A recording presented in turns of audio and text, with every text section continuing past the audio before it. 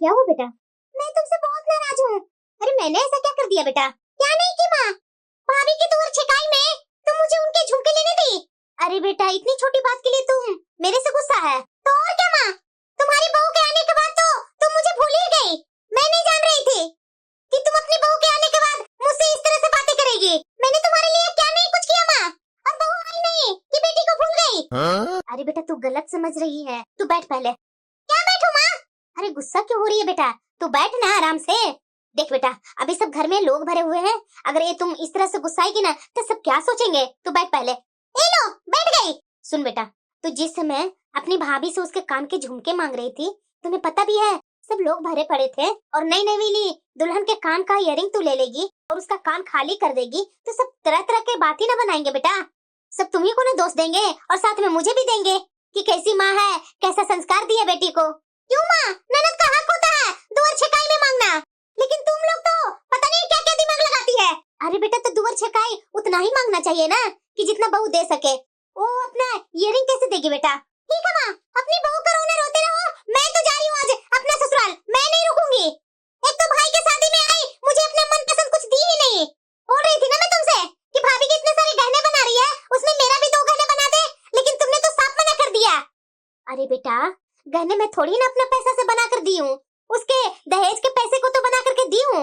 अगर पूरे पैसे के गहने नहीं मिले होते मंडप में तो उसके परिवार वाला हमारा परिवार को बेइज्जती ही कर देता बेटा। तू जानती नहीं है तुम्हारी भाभी के मायके वाला सब कैसा है। पर जो भी हूँ माँ, मैं तो आज ही अपना ससुराल जा रही हूँ, रहो नई नवेली बहू के साथ। अरे बेटा तू इतना जल्दी क्यों भड़क जाती है? रुक। क्या है माँ, क्यों रोक रही है मुझे?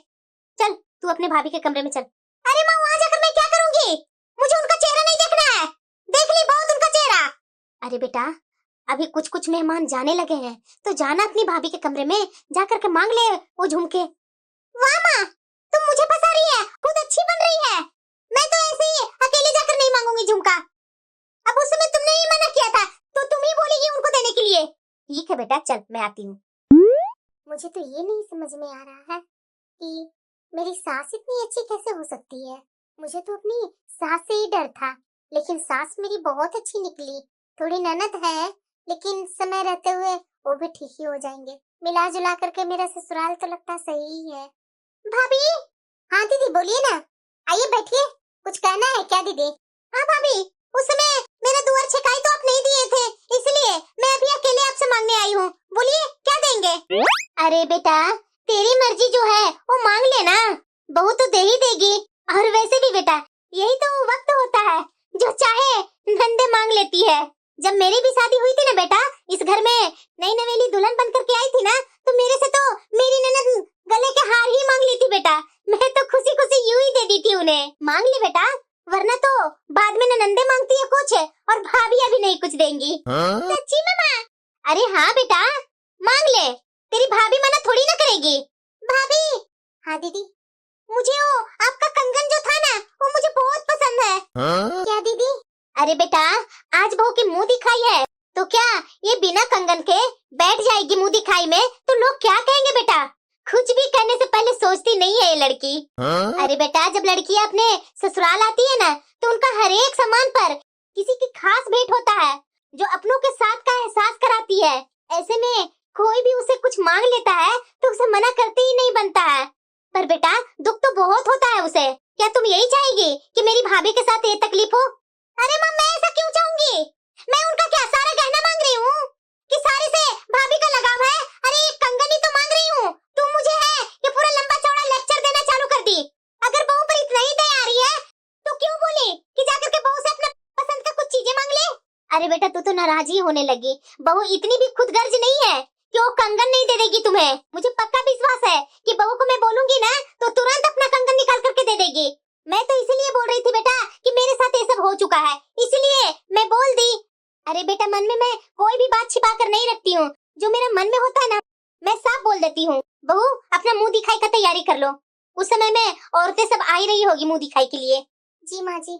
बेटा को भाभी को थोड़ा मदद कर दे। तू ना माँ मुझे हमेशा फंसाती है अपने बड़ाई लुटने के चक्कर में। तुम मुझे ये भाभी के सामने नीचे गिरा दी। ठीक है बेटा तू भाभी को तैयार कर, मैं जब तक सारे लोगों को बैठाती हूँ। हाँ चलिए चलिए भाभी, तैयार होने चलिए।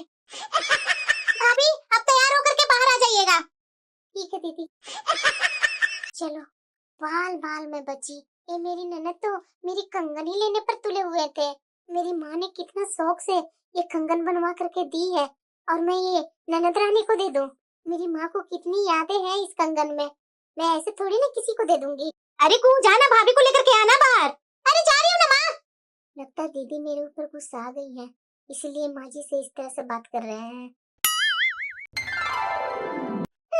मेरी माँ ना झूठ बड़ाई करती है कि चलो बेटा मंगवा देती हूँ कंगन, वहाँ जाकर के तुरंत अपना पार्टी बदल ली, अपनी बहू की तरफ जो हो गई। अरे बेटा तू यहाँ है? अरे बेटा मैं तुम्हें कब से ढूंढ रही थी।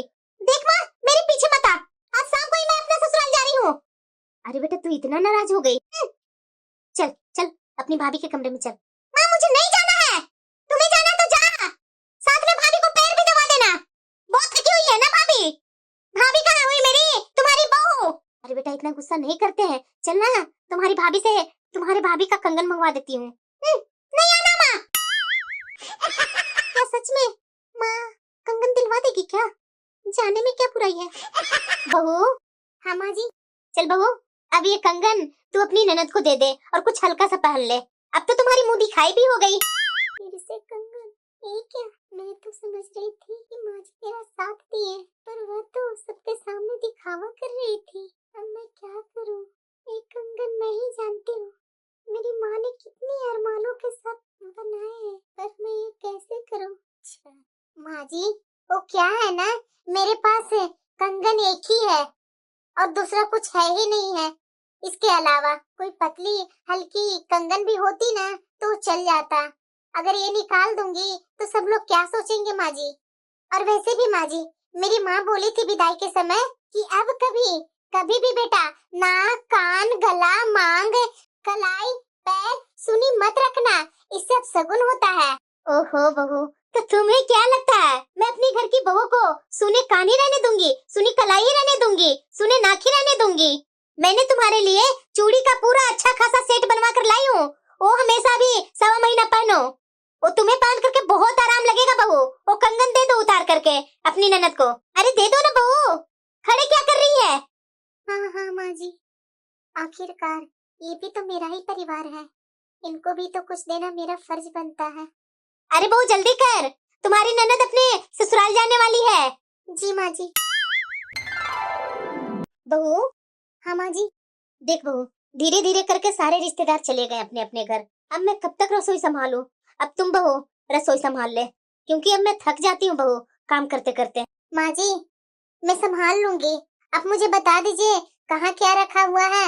हाँ बहू, अब तो तू इस घर की बहू हो ही गई है, तो सारी जिम्मेदारी तुम्हारी ही हुई ना। और वैसे भी बहू, इतने सारे रिश्तेदार आए थे, उसी के कारण तुमसे चूल्हा पूजन का रस्म नहीं करवाई। ये लोग बैठ जाएंगे तो मेरी बहू को परेशान ही करते रहेंगे। तूने सही याद दिलाई कि मुझे बता दीजिए माँ जी की कहाँ क्या रखा हुआ है। तो चल, चूल्हा पूजन के बाद सारे सामान मैं बता देती हूँ कहाँ क्या रखा हुआ है। आज से बहू इस घर की पूरी जिम्मेदारियाँ तेरे ऊपर है बहू, संभाल लेगी ना? हाँ हाँ माँ जी, संभालने की कोशिश करूंगी। तो ठीक है, चल किचन में। जी माँ जी। बहू तुम्हारा चूल्हा पूजन तो हो गया, आज से बहू घर का पूरी जिम्मेदारी तेरे ऊपर है।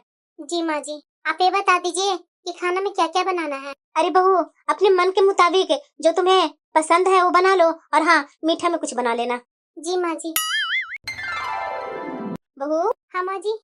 खाना तो बहुत ही लाजवाब बनाई बहू, तुम्हारे ससुर जी तो तारीफ ही तारीफ कर रहे थे। थैंक यू माँ जी।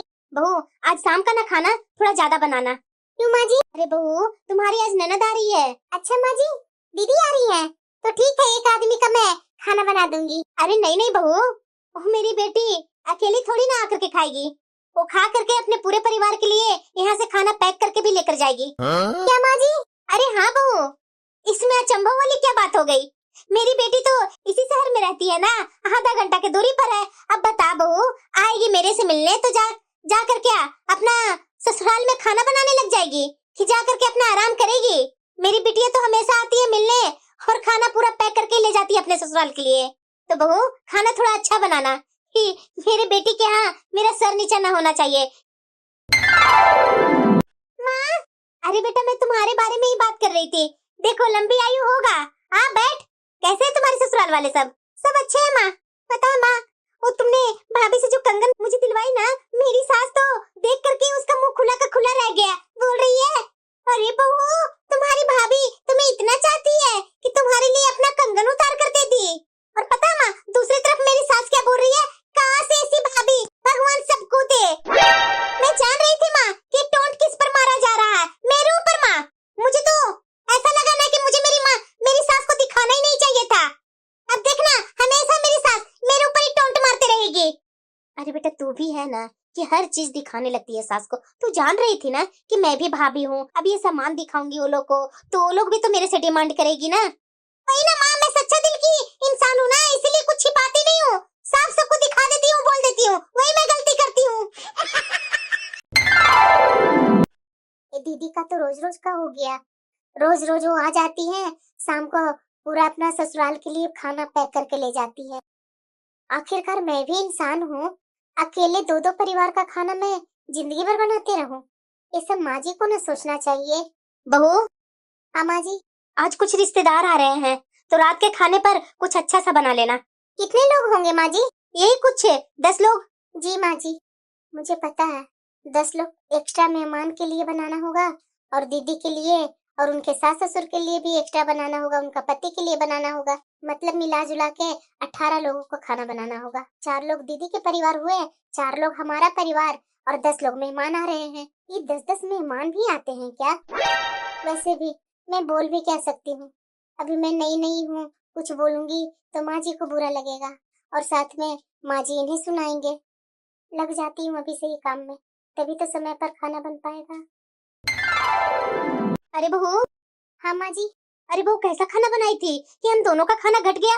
माँ जी, खाना तो मैं ठीक ही बनाई थी, लेकिन लास्ट में दीदी आकर बोले कि भाभी मेरी ननद आ रही है, तो उसके लिए भी खाना दे दीजिए, तो वही 2 लोगों का खाना लेकर के चली गई दीदी, इसलिए खाना सब खत्म हो गया। अरे बहू, तो एक्स्ट्रा खाना बनाने में तुम्हें जाता क्या है? मैंने तुमसे बोला कि 10 लोगों को खाना बना देना, बस तू गिन करके 10 लोग को बना दी खाना, हो गया तुम्हारा काम। माँ जी, 10 लोगों का कहाँ, मैं 18 लोग का खाना बनाई थी। अब 18 लोग को खाना बनाने में भी खाना खत्म हो गया, तो मेरी क्या गलती है माँ जी? मैं कुछ नमकीन ले आऊँ क्या? नमकीन खा लीजिए और पानी पी लीजिए, मैं भी वही खाने जा रही हूँ। नहीं नहीं, मुझे कोई नमकीन नहीं खानी है, 2 रोटी मेरे लिए सेक दे और साथ में कुछ तरी वाली सब्जी बना दे। जी माँ जी। आखिरकार ये कब तक चलेगा? हमेशा दोपहर में दीदी आ जाती हैं, शाम को आ जाती हैं, खुद खाती है, अपना परिवार के लिए खाना बनवा करके लेकर के जाती हैं। अरे मुझे उन्होंने समझ क्या रखा है? अरे बेटा, तू खुश है ना? खुश क्यों नहीं रहूंगी माँ? भाभी के आने के बाद मुझे इतना सुख मिल रहा है, और क्या चाहिए? ना कोई खाना बनाना पड़ता है, ना कुछ करना पड़ता है, यहाँ तुमसे मिलने भी आ जाती हूँ और साथ में आराम भी मिल जाता है। भाभी उतने सारे खाना बना कर दे देती है, मुझे तो ले जा करके सिर्फ सबको खिलाना ही होता है, और बर्तन उठा करके मैं ले आती हूँ तुम्हारे यहाँ, तो बर्तन भी भाभी धो लेती है। मुझे तो कुछ करने की जरूरत ही नहीं है माँ। माँ, खास एक काम कुछ दिन पहले से करती, ताकि मुझे और भी तो आराम मिलता।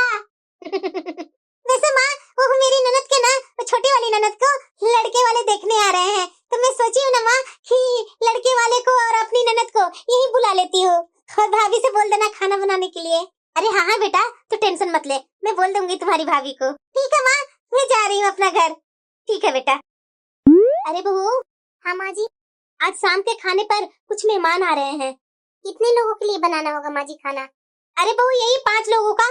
ठीक है माँ जी, मैं बना दूँ। तो बहू, खाना लाजवाब होना चाहिए, क्योंकि देखो वो मेहमान आ रहे हैं, तो कोई भी शिकायत का मौका नहीं देना बहू।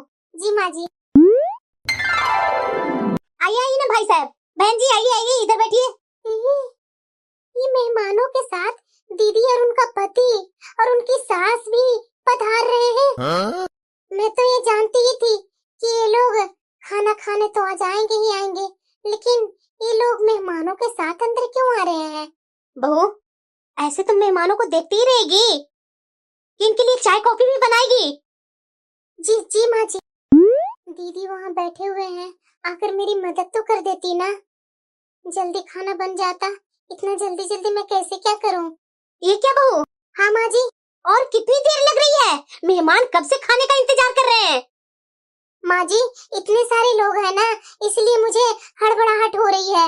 आप जरा मेरी मदद करने के लिए दीदी को भेज दीजिए ना, फिर मैं फटाफट खाना लगाती हूँ। क्या बोल रही है बहू? अरे बहू, ये बैठ करके मेहमानों से बात करे, इसलिए तो वो अपने मेहमान को यहाँ बुलाई है, ताकि उसका सारा समय रसोई में न जाए, और तुम उसे रसोई में बुला रही हो।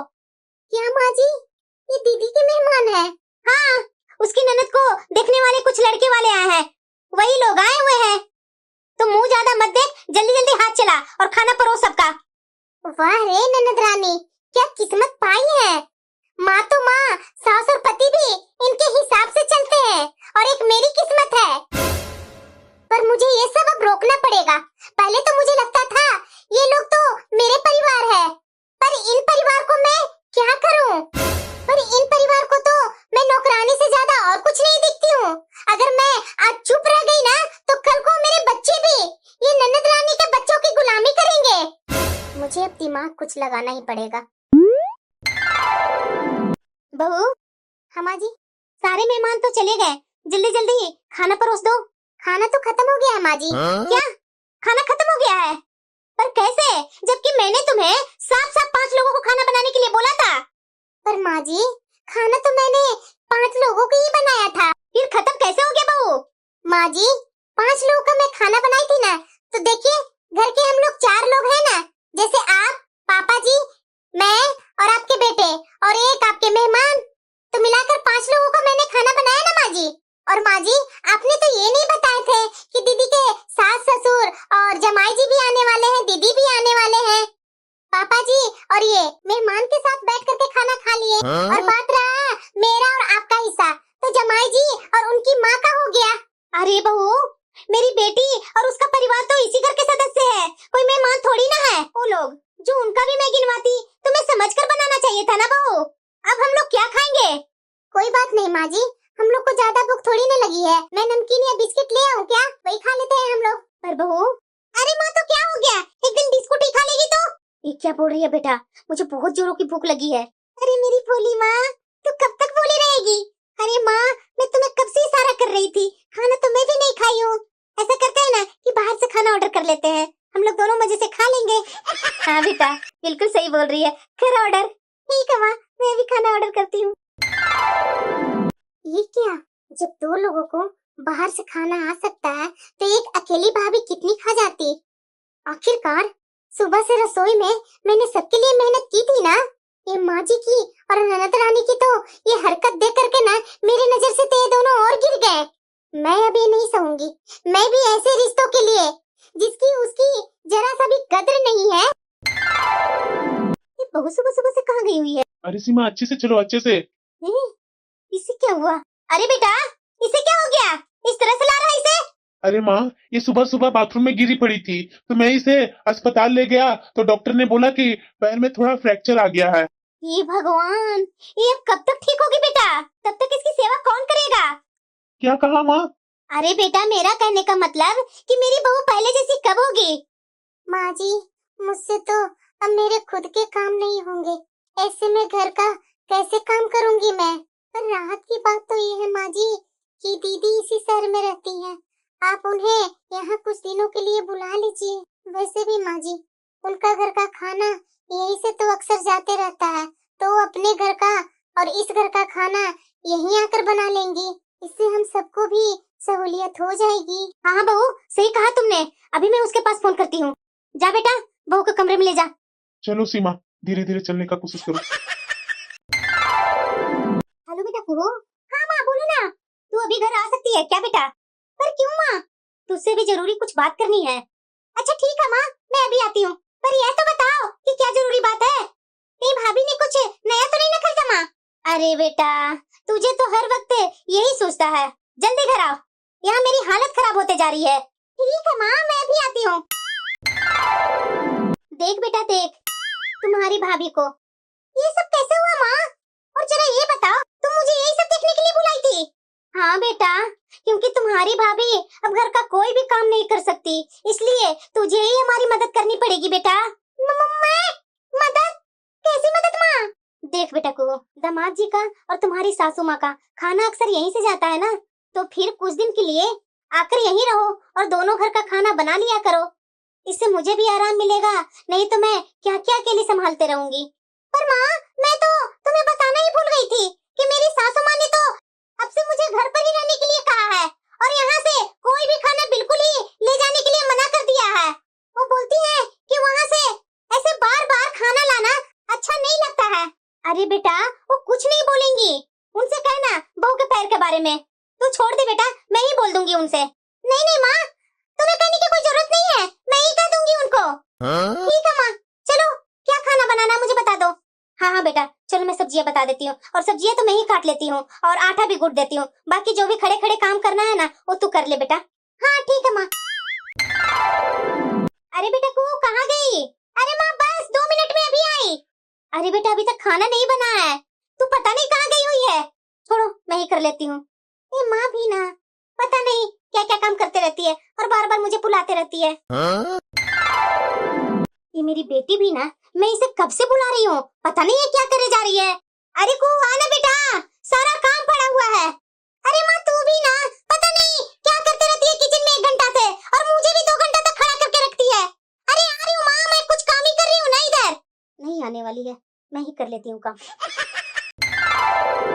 अरे बेटा क्या कर रही थी उस समय से? सारा काम कर लिया मैंने, अभी तक तू बैठ करके पता नहीं क्या करे जा रही है। अरे माँ कुछ काम कर रही थी, इसी वजह से मैं तुम्हारे पास नहीं आई। अच्छा तो बोलो ना, खाना बन गया क्या? मुझे भी बहुत जोरों की भूख लगी है माँ, खाना खा करके और सास ससुर के और पति के लिए खाना ले जाती मैं। हाँ बन गया है तो ठीक है माँ, जा रही हूँ खाना खा लेती हूँ और खाना पैक करके अपने सास ससुर तुम्हारे दामाद जी के लिए ले जाती हूँ खाना। वो लोग भी बहुत भूखे होंगे माँ। बड़ी गलती कर दी मैंने इसे मदद की उम्मीद करके। अरे अपनी बेटी से तो मेरी बहू ही भली है, कम से कम उसके रहते मुझे इतना काम तो नहीं करना पड़ता था ना। पर अपनी बेटी के चक्कर में ना मैं अपनी बहू को बहुत सताया है, पर मैं अब अपनी बहू के देखभाल में कोई कमी नहीं करूंगी, यही मेरे किए की प्रायश्चित होगी। अरे हाँ बोलो ना, क्यों फोन की थी? अरे माँ तू तो आजकल बहुत चिढ़ने लगी है मेरे से। मैं तो यही बोलने के लिए फोन की थी कि माँ आज ना 6 लोगों को एक्स्ट्रा खाना बना लेना। 6 लोगों को? अरे हाँ माँ, ज्यादा लोग नहीं है। अरे बेटा तो तू क्या कर रही है वहाँ? आना मेरी हेल्प कर दे। अरे माँ मैं थोड़ी देर में आऊंगी, यहाँ मेरी कुछ काम है ना तो यहाँ करके ही आऊंगी। तो तू जानती है ना कि मैं ज्यादा देर तक किचन में खड़ा नहीं हो पाती हूँ। अरे माँ तो तुमसे किसने बोला कि किचन में खड़ी रहो? अरे गैस चूल्हा को नीचे उतार लो, उसके बाद बना लो खाना। अरे बेटा तुम्हें नहीं पता है कि वो चूल्हा नहीं उतरता है, जो पाइप सिलेंडर से और गैस चूल्हे में लगा हुआ है वो निकलता नहीं है मेरे से, और तुम्हारे पापा और भाई तो अभी घर पर है नहीं। अरे माँ तू ना बहुत परेशान करती है, अभी मैं नहीं आ सकती हूँ, भाभी को बोल दो ना कुछ कुछ करने के लिए, वो कर देंगी। अरे बेटा कैसी बातें कर रही है तू? उसका पैर में चोट लगी हुई है, वो खड़े होकर के कैसे कोई काम कर सकती है? वो अपना काम कर ले रही है, वही बड़ी बात है। वाह माँ, 6 आदमी को मैंने खाना क्या बनाने के लिए बोला, तुम तो इतना मुझे सुनाने ही लगी, क्या ज्यादा मैं बोल दी माँ? छोड़ो बेटा, तू अपनी बेटी होकर के भी तुम मेरा तकलीफ नहीं समझ रही है, छोड़ो। अब बोली है तो बना कर रखूंगी ही। सच्ची में मैं अपनी बेटी को ना कुछ ज्यादा ही सर पर चढ़ा रखी थी। ऐसे तो मेरी बहू मेरे साथ कभी भी नहीं की थी, जितना बोलती थी उतना बेचारी बैठकर खाना बना ही लेती थी। जिस टाइम बोलो उस टाइम सब चीज तैयार ही रखती थी। मैंने ही अपनी बेटी की बातों में आकर के बहू के साथ पता नहीं क्या क्या करते गई। अब मुझे समझ में आ रहा है कि बहू से बोलती थी 6-6 10-10 लोगों को खाना बनाने के लिए, बाद में खाना खत्म हो जाता था तो फिर मैं उससे बोलती थी कि मेरे लिए 2 रोटी सेक दे। बहू। हाँ माँ जी। देखना बहू, आज खाना बनाते बनाते लेट हो रही थी, इसीलिए जल्दबाजी में तुम्हारे लिए सूप बना कर ले आई। अभी तो सूप पी ले और दवा खा ले, उसके बाद मैं खाना बना ले रही हूँ। पर माँ जी, दीदी आपकी हेल्प नहीं करते हैं क्या? मुझे माफ कर दे बहू, आज मेरी बेटी जैसी भी है उसकी जिम्मेदार मैं ही हूँ। मैंने उसकी हर उल्टी सीधी हरकतों में उसका साथ दिया है और शायद आज मुझे उसी की सजा मिल रही है। पर तू चिंता मत कर बहू, मैं सही समय पर अपनी गलती जान ली है और अब मैं तेरी सास नहीं माँ बनकर दिखाऊंगी। वो तो सब ठीक है माँ जी, पर दीदी को सबक सिखाना भी जरूरी है। दुनिया की हर माँ अपनी बेटी से प्यार करती है माँ जी, पर इसका मतलब यह नहीं कि बेटी इतनी स्वार्थी बन जाए और अपनी माँ का भी फायदा उठाने लगे। माँ जी, आज अगर दीदी को आप सही पाठ नहीं पढ़ाए तो आगे भी वो हर रिश्ते को बस अपने स्वार्थ के लिए इस्तेमाल करते रहेंगी। तू कह तो सही रही है बहू, लेकिन मैं ऐसा क्या करूं जो उसे सबक मिले? माँ जी, उन्हें बस यहाँ से मिलने वाली चीजें और अपने स्वार्थ से मतलब है ना, तो बस हमें भी वही दिखा दिखा करके उनसे ले लेना है मैं कुछ समझी नहीं बहू। आप तो बस देखते जाइए माँ जी। ठीक है बहू, तो उठ करके ये सूप पी ले और उसके बाद दवा भी तो खानी है ना बहू। माँ जी आप टेंशन मत लीजिए, मैं धीरे धीरे उठ करके आपके कामों में मदद करने की कोशिश करूंगी। आप इतना टेंशन में मत रहिए, आप आराम से बैठिए, मैं भी अभी सूप पीकर दवा खा करके आपके साथ आती हूँ। और वैसे भी माँ जी आपने कुछ खाया? नहीं बहू, अभी तो खाना बनाने ही जा रही थी। माँ जी इसमें से आधा सूप आप ले लीजिए, आप भी आधा सूप पी लीजिए, उसके बाद हम लोग दोनों मिल करके खाना बना लेते हैं। ठीक है बहू। माँ, माँ, यहाँ भी नहीं है माँ, तो आखिरकार जा कहाँ सकती है माँ? अच्छा, तो माँ यहाँ सोई हुई है। माँ, आज नाश्ता नहीं बनाया है क्या? और खाने का भी कोई तैयारी नहीं कर रही हो? आज कोई व्रत है क्या माँ? बेटा, आज पूरी रसोई तुझे ही संभालनी पड़ेगी, मेरी तबीयत ठीक नहीं है बेटा। अरे वाह माँ, अच्छा है, पहले भाभी और अब तुम लोग ने मुझे समझ क्या रखा है? क्या मैं इस घर की नौकरानी हूँ क्या? वाह बेटी, मेरी तबीयत खराब है यह सुनकर भी तुमने एक बार के लिए भी नहीं पूछा कि मुझे क्या हुआ है, पर खुद पर जिम्मेदारी बढ़ता देख खुद की नौकरानी जरूर समझ लिया। अगर इस हिसाब से देखा जाए तो तेरी भाभी भी इस घर की नौकरानी ही हुई ना। तेरी भाभी इस घर के लिए ही नहीं बल्कि तेरे रिश्तेदारों के लिए भी खातिरदारी करते आई है, पर फिर भी ऐसे शब्द उसके मुंह से कभी नहीं सुने मैंने। तो मैं भी तो तुम्हारे लिए कितना कुछ करती हूँ, तुम्हारे लिए शॉपिंग, बाहर खिलाना, जो भाभी नहीं करती है, ये सब तो तुम भूल गई ना माँ। सही कहा, बचपन से एक माँ अपने बच्चों को अपना हिस्सा काट काट कर खिलाती है ताकि बच्चा एक दिन अपना हिसाब गिना सके। जा बेटी अपना घर जा और अब वहाँ की जिम्मेदारी उठा। इस घर में तभी आना जब खुद को पूरी तरह से बदल लो। यहाँ बस अपनों से मिलने आना बिना कोई स्वार्थ लिए। हाँ हाँ जाती हूँ ना, सीधे सीधे क्यों नहीं करती है? अब यहाँ कभी नहीं आना। नहीं आऊंगी, मैं भी देखती हूँ खुद की बेटी से ज्यादा वो पराई कैसे प्यार देगी तुझे। जब भाभी परेशान करेगी ना तो भूल करके भी मेरे पास मत आना। तेरी जगह पर कोई और होती ना तो वह समझती मैं तुझे यहाँ आने से रोक क्यों रही हूँ, बल्कि तुझे सुधारने के लिए कह रही हूँ, पर तू इससे ज्यादा सोच या समझ नहीं सकती।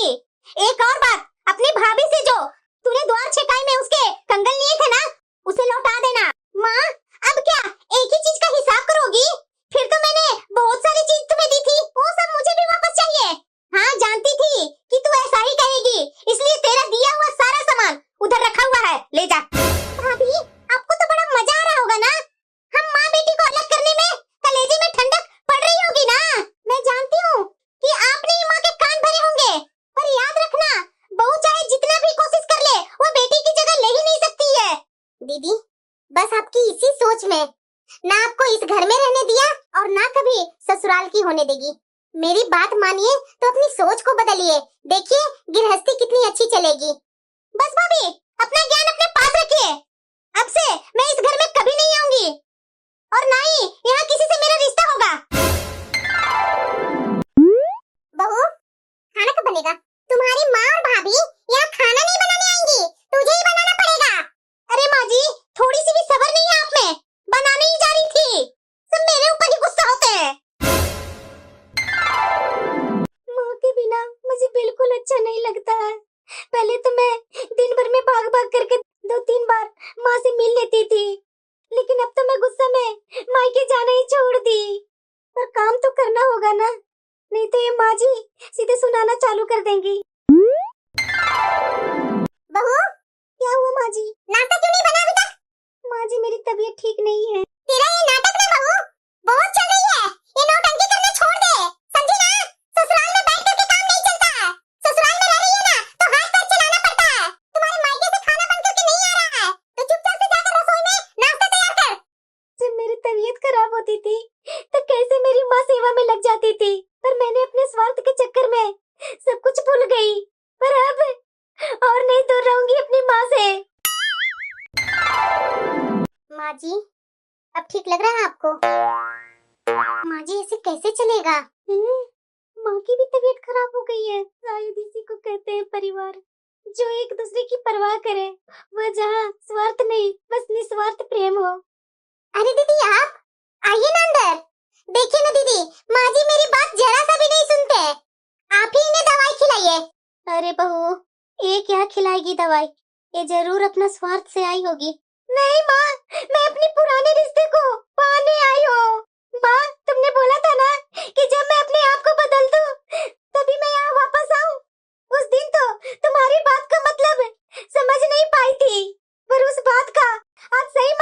कर यहाँ आई हूँ माँ। तुम सही कही थी, हमेशा स्वार्थ होना सही नहीं। रिश्ते दोनों तरफ से निभाए जाते हैं, पर मैं बस अपनी तरफ ही देखती रही। माँ मुझे माफ कर दे माँ। भाभी आप भी मुझे माफ कर दीजिए, मैं आपकी भी गुनहगार हूँ। वो तो सही हुआ कि माँ को सही समय पर सब मालूम चल गया था, वरना तो हम सबका रिश्ता तो लगभग खत्म ही हो चुकी होती। नहीं नहीं दीदी, आप रोइए मत। आपको अपनी गलती का एहसास हुआ ना? माँ जी, आपकी बेटी सब कुछ त्याग करके निस्वार्थ भाव से आई है। माफ कर दीजिए माँ जी, और दवाई खाकर अपनी तबीयत तो ठीक कीजिए ना। ऐसे कब तक चलेगा माँ जी?